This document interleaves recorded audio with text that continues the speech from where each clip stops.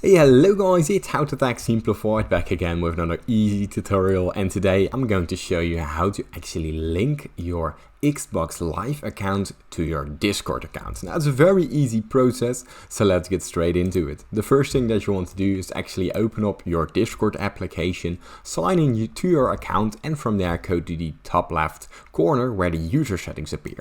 Now inside the user setting there's a load of options to choose from, but we're actually going down to the connections right below devices. Now, when you press this, you see already add accounts to your profile. Now, there's a load of options, but we're going for the Xbox option right here. Now, you open it up, and as you can see, it prompts you to continue. Now, from here, we continue again, and it will open up a pop-up. Now, from here, we simply drag it in your screen, and you log into your Microsoft account, and from here, you can actually sign in to your Xbox Live account, and it will bring you back towards your Discord account, and you can link the both accounts together.